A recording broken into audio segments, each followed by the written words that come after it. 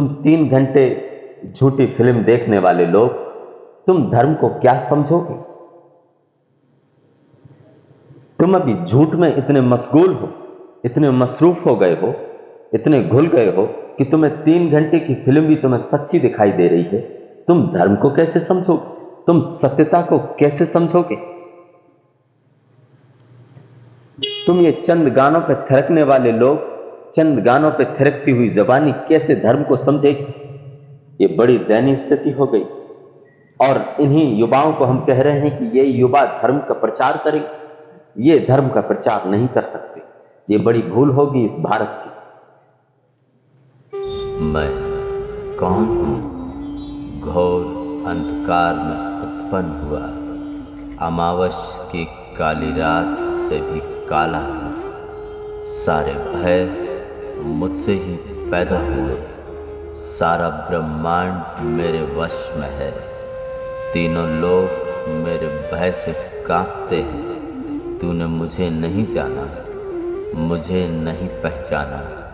समस्त कालों का काल हूँ, मैं ही भैरव, मैं ही महाकाल हूँ। हर हर महादेव। भगवान भैरव के चरणों में हमारी स्तुति सदा ही सुनी जाए। इस तरह से हम स्तुति करें, अपने साफ हृदय से, निर्मल हृदय से, कोमल मन से, तो निश्चित ही है हमारी प्रार्थना जरूर सुनी जाएगी। आज तक जिन्होंने भी भगवान के सामने अपने खुले हुए मन से, अपने साफ पवित्र मन से वंदना की है, उनकी प्रार्थना सदा ही सुनी गई है। लेकिन कमी हमारी ही हो सकती है कि हमने अपने मन में, अपने हृदय में मैल भर रखा है, कुछ व्यभिचार भर रखे हैं। तो शायद है कि हमारी प्रार्थना नहीं पहुंच पा रही है। उसी गंदगी को साफ करने का, उसी व्यभिचार को साफ करने के लिए भक्ति, पूजा, प्रार्थना, ध्यान, योग, प्राणायाम, इस तरह की चीजों का हमारे जीवन में हमें उपयोग करना चाहिए, ताकि हम अपने इस मन को शुद्ध कर सकें। निश्चित ही आप बहुत प्यारे लोग हैं, आप यहां सभी उपस्थित हुए हैं। मैं आप सभी का बहुत धन्यवाद करता हूं। और जो बाहर से देख रहे हैं सभी भक्तगणों को, जो यहां उपस्थित नहीं हो पाए हैं, जो अपने वीडियो के माध्यम से देख रहे हैं, मैं उन सभी को प्रणाम करता हूं। मेरे प्रणाम स्वीकार करें। एक छोटी सी कहानी से मैं अपनी बात शुरू करना चाहूंगा। कहानी तो कहानी होती हैं, सच नहीं हुआ करती, लेकिन कहानी बहुत कुछ कहती है। कहानी उस चीज को कहते हैं जो बहुत कम शब्दों में तुम्हें जीवन का ज्ञान बताए, यद्यपि वो सच नहीं होती।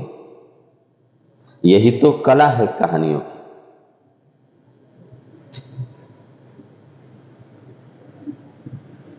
एक रोज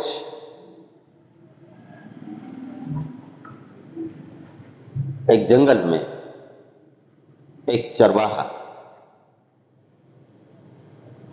अपनी भेड़ बकरियां चराने जाया करता था।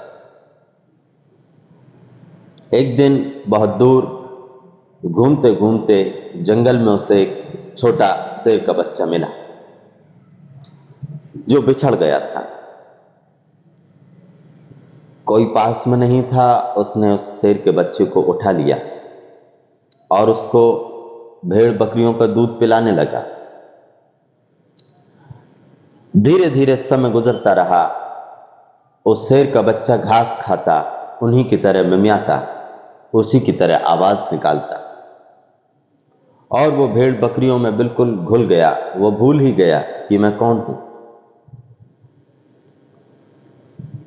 एक दिन जब भेड़ बकरियां चर रही थीं, उसी वक्त एक शेर ने उन पर हमला कर दिया।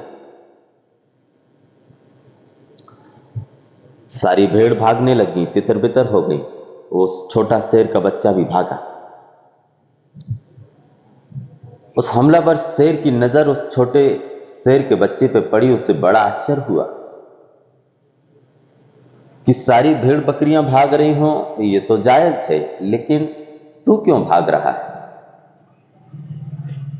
तू तो खुद शेर है, तू तो खुद शक्तिशाली है, तुझे नहीं भागना चाहिए। उस छोटे शेर के बच्चे ने कहा कि मुझे नहीं पता, शेर तो जंगल का राजा होता है, लेकिन मैं तो जब से पैदा हुआ हूं, जब से यही हूं, इन्हीं के साथ हूं, मैं तो घास खाता हूं, इन्हीं का दूध पीता हूं,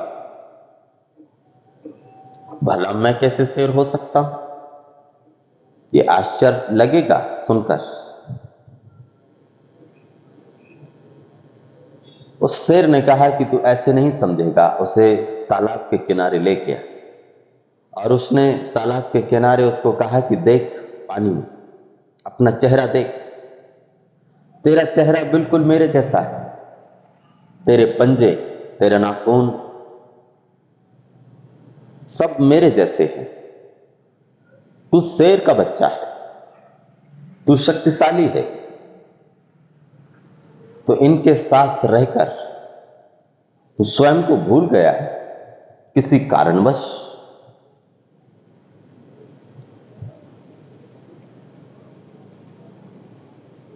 ये कहानी, जैसा मैंने आप सभी से कहा, कि सच नहीं हो सकती, लेकिन ये कहानी शेर के बच्चे के संबंध में बहुत ज्यादा नहीं है, यह हमारे संबंध में बहुत अर्थ रखती है।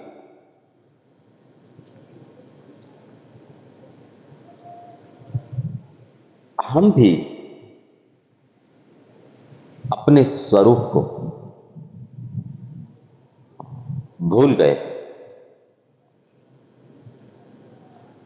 हम परमात्मा के अंश हैं,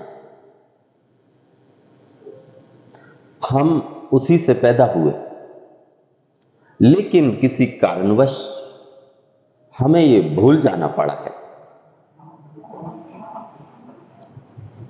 आज तो इस तरह की हालत हो गई है कि किसी को यकीन भी नहीं दिलाया जा सकता है कि तुम परमात्मा के अंश हो, कि तुम भगवान के अंश हो, क्योंकि बात बहुत दूर निकल आई है। करीब करीब बहुत वर्ष गुजर चुके हैं, तुम्हें अब भरोसा भी नहीं आएगा कि तुम परमात्मा के अंश हो। वही याद दिलाने के लिए सद्गुरु, गुरु, आचार्य इतनी अथक चेष्टा करते हैं ताकि तुम्हें वो याद भर आ जाए कि तुम मनुष्य नहीं हो, मनुष्य से बहुत ऊपर हो।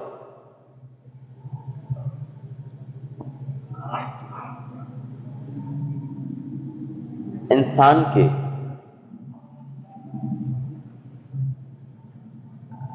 तीन स्तर होते हैं। तो शायद आपको ख्याल में नहीं होगा।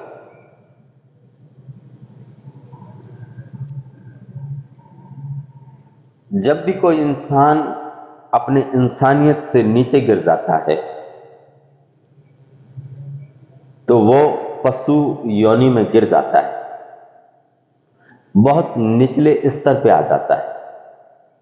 और तुम ये कभी ख्याल करना कि कभी कोई तुम शराबी को देखो, कभी तुम किसी को गुस्सा करते देखो, हालांकि तुम भी करते हो, लेकिन तुम्हें होश नहीं रहता। जब तुम क्रोधित होते हो तुम्हें होश नहीं रहता है कि तुम क्रोध कर रहे हो। क्रोध का बहाव है, वेग है, तुम्हें बहा ले जाता है और उसी में भूले होना निश्चित है। फिर बाद में पछतावा होता है। यही जीवन भर की कहानी।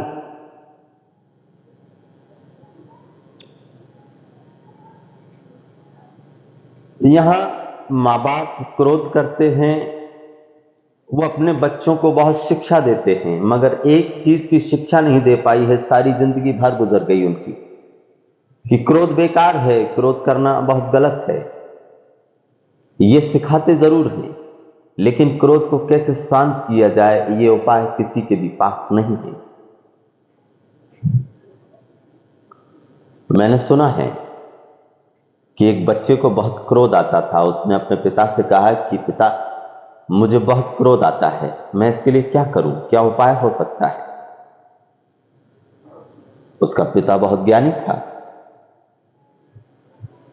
उसने उस बच्चे को एक कीलों से भरा हुआ, नुकीली कीलों से भरा हुआ एक बैग उसको दे दिया और अपने बच्चे से कहा कि जब भी तुझे क्रोध आए, ये सामने जो बोर्ड लगा हुआ है इस पे तू कील ठोक देना। बस इतना सा काम कर देना। पहला ही दिन गुजरा, उस बच्चे को भयंकर क्रोध ने पकड़ा और उसने 35 कील उस बोर्ड पर ठोक दी। दूसरा दिन गुजरा, उसने कुछ और कीलें उस बोर्ड पर ठोक दी। 2-3 दिन गुजरे होंगे कि पूरी कीलें उस बोर्ड पर ठोक दी और ठोकते हुए उसने ये पाया कि उसका क्रोध बहुत शांत होने लगा है। वो अपने पिता के पास गया, उसने कहा कि मैंने सारी कीलों को ठोक दिया है, अब मुझे लगता है कि मेरे अंदर क्रोध नहीं है। मैंने इतने गुस्से से भर के कीलों को ठोका है कि वो निकल भी नहीं सकती हैं। उसके पिता ने कहा कि अब तू एक काम कर, तू उन कीलों को निकालना शुरू कर। और उस बच्चे ने एक एक करके उन सारी कीलों को बड़ी मशक्कत करके, बड़ी मेहनत करके उन सारी कीलों को निकाला। लेकिन उस बोर्ड में जगह जगह छेद हो गए, पूरा बोर्ड की हालत खराब हो गई। उसके पिता ने कहा कि बेटे, तुम जब भी किसी से क्रोध भर के कुछ बोलते हो, उसके सामने वाले के हृदय में इसी कील की तरह चोट लगती है और घाव पैदा होता है। इस घाव को कभी भरा नहीं जा सकता। तुम फिर चाहे कितना भी पश्चाताप करना, कितनी भी माफी मांगना, लेकिन उस क्रोध से जो कील ठोकी गई है उसको कभी भरा नहीं जा सकेगा।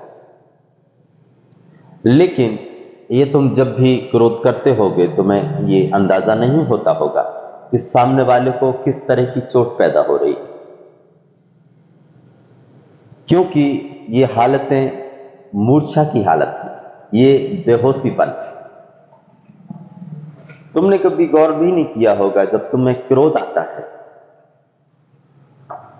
तो तुम क्रोध तो बाद में करोगे किसी के ऊपर, तुम्हें पहले क्रोध से जलना होगा, स्वयं ही जल जाना होगा क्रोध से। भीतर इतना घाव पैदा करना होगा कि तुम्हारा हृदय छिन्न भिन्न हो जाएगा। हम परमात्मा के अंश हैं, ये तो यकीन भी नहीं दिलाया जा सकता है। मैं जैसा आपसे कह रहा था कि मनुष्य के 3 स्तर होते। पहला स्तर मनुष्य होना, और जब भी कोई मनुष्य पैदा होता है, मानव पैदा होता है, उसको बड़ी मेहनत करनी होगी मनुष्यता को बनाने के लिए। मनुष्य बनने के लिए बहुत मेहनत करनी होगी। पैदा हो जाना बहुत बड़ी बात नहीं, ये तो यात्रा की शुरुआत है, ये मंजिल नहीं कि तुम मनुष्य हो गए। तुम मनुष्य हुए नहीं हो, तुम्हें होना पड़ेगा। अभी बहुत लंबी यात्रा चलेगी। सिर्फ पैदा हो जाना मनुष्यता का लक्षण नहीं, तुम्हें मानवता अपने भीतर लानी होगी, वो दिव्यता तुम्हें अपने भीतर लानी होगी। तभी तुम कहलाओगे परमात्मा के अंश, तभी तुम कहलाओगे जीवात्मा, तभी तुम्हारे भीतर पैदा होगी आत्मा, उसके पहले नहीं। तुम जब भी कभी शराब में, कभी गुस्से में, कभी घृणा में, तुम कभी ख्याल करना, किसी को तुम देखो और कोई शराब पी के नाले में पड़ा हो या किसी से गाली गलौज कर रहा हो, तुम उसको गौर से देख, वो निश्चित ही मनुष्यता से गिर चुका है। वह मनुष्य नहीं रहा है, वो पशु योनि में गिर गया है, यही नर्क भोग रहा है। और जब भी कोई बहुत सत्कर्म करता है, बहुत पुण्य करता है, किसी की सेवा करता है, किसी को प्रेम भर के दो शब्द बोलता है,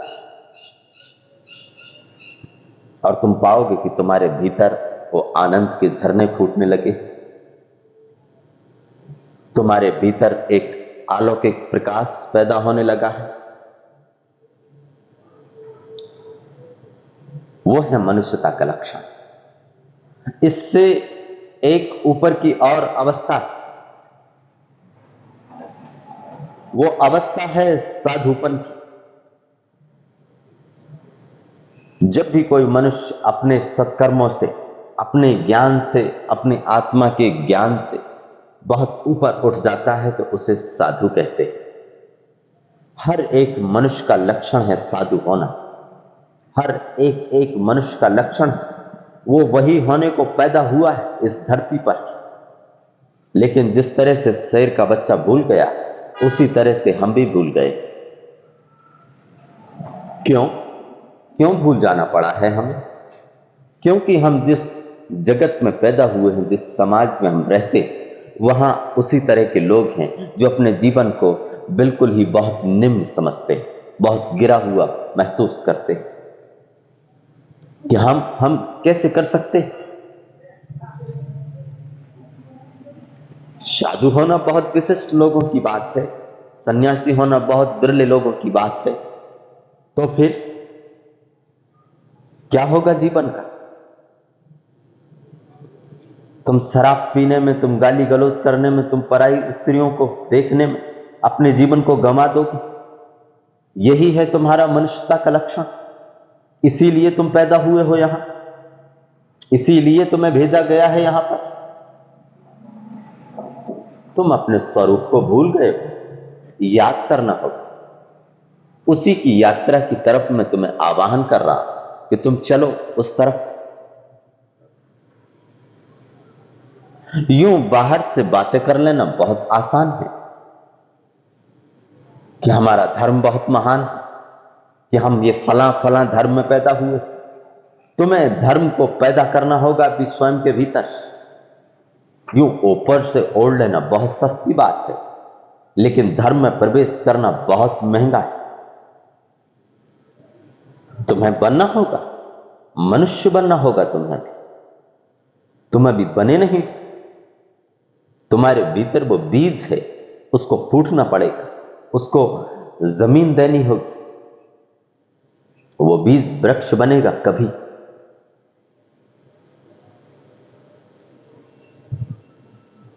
तुमने कभी ख्याल किया है, हमारे यहां जिनको हम युवा कहते हैं, जिनको हम जवान कहते हैं, वो दरअसल जबान नहीं। मैं शरीर की बात नहीं कर रहा हूं, कोई शरीर से जबान नहीं होता है, मन से जबान नहीं।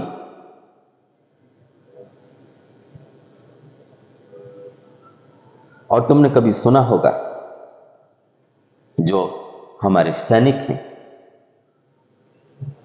जो हमारे देश की हमारी रक्षा करते, सरहदों पर, बॉर्डर पर जो खड़े हैं दिन रात हमारी सेवा में।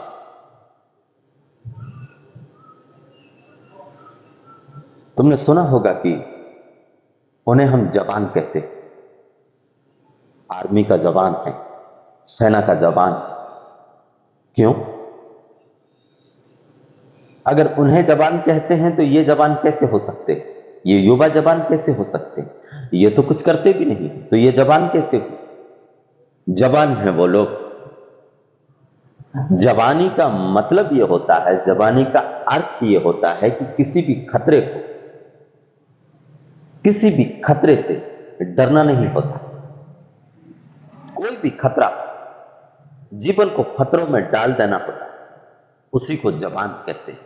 शरीर से जवान होना बहुत सस्ती बात है और अपने देश के सभी युवा शरीर से जवान हैं, मन से जवान नहीं। अगर मन से जवान होते तो अपना ये धर्म, अपना ये महान सनातन धर्म इतनी ऊंचाइयां छूता जिसकी कोई कल्पना भी नहीं की जा सकती थी।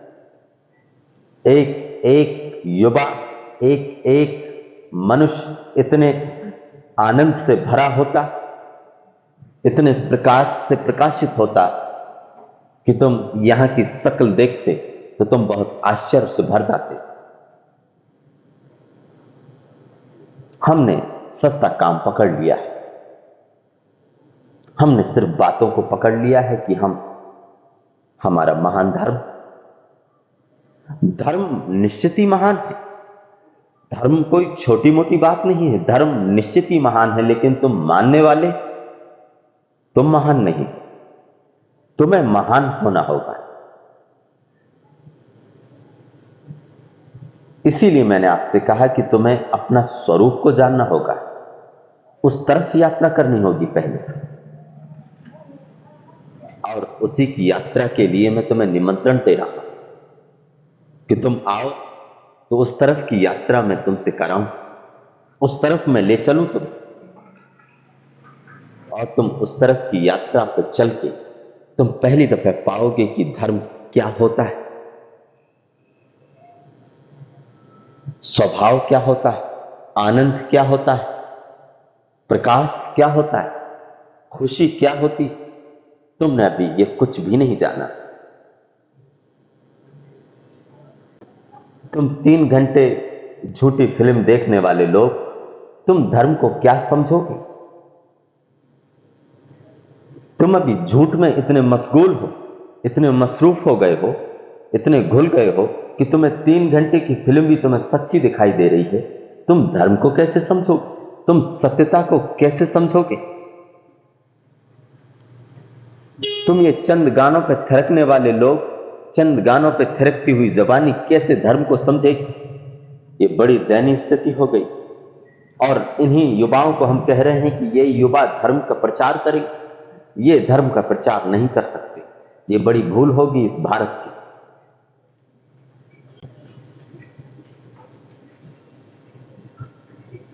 ये 4-4 घंटे मोबाइलों में गेम खेलने वाले बच्चे ये धर्म की सेवा करेंगे? ये क्या धर्म की सेवा करेंगे? इन्हें तो खुद अपना पता नहीं कि हम पैदा भी हुए हैं कि नहीं, कि हम कौन हैं, ये भी उन्हें कुछ भी अंदाजा नहीं है। ये क्या धर्म की सेवा करेंगे? ये क्या भगवान की भक्ति करेंगे?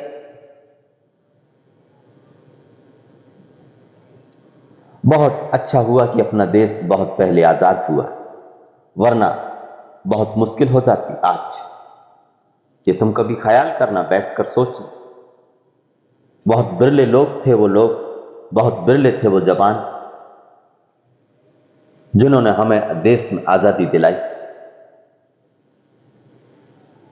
वरना आज की अगर हालत होती तो लोग मोबाइलों में गेम खेल रहे होते, उसी में कमेंट कर रहे होते, उसी में वीडियो बना रहे होते, कह रहे होते कि अंग्रेजों भारत छोड़ो।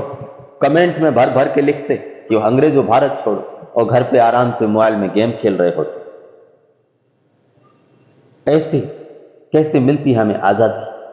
बहुत अच्छा हुआ कि बहुत पहले ही आजादी हमें मिल गई, वरना आज बड़ी मुश्किल हो जाती।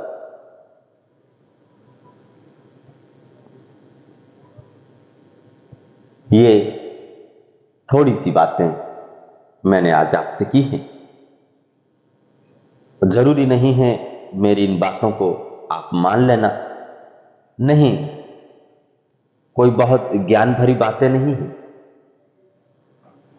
लेकिन अगर आपके जीवन में इसी तरह की हालत हो तो निश्चित ही है कि आपके जीवन में किसी चीज की कमी है, और वही चीज है धर्म।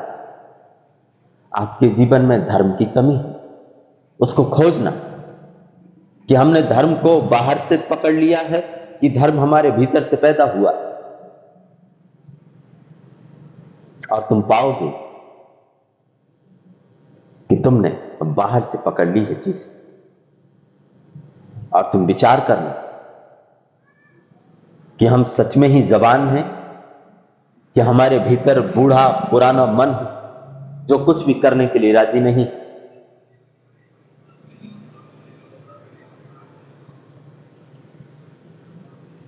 मैंने थोड़ी सी बातें आपसे की, मेरी बातों को इतने प्रेम से आप सभी ने सुना है, उससे मैं बहुत खुश हूं। कल मंगलवार का पावन दिन है। कल के दिन भगवान भैरव धाम सरकार के चरणों में भक्तों की अर्जियां लगेंगी। तो जितना ज्यादा से ज्यादा हो उतनी भगवान भैरव के चरणों में अपनी अर्जियों को रखें, अपनी परेशानियों को, अपनी व्यथाओं को रखें, और मुझे पूर्ण विश्वास है अपने इष्ट पर कि आपकी कोई भी परेशानी तत्क्षण दूर कर दी जाए। और जैसा मुझे आदेश आएगा वैसा आपके लिए मैं उपाय बताऊंगा।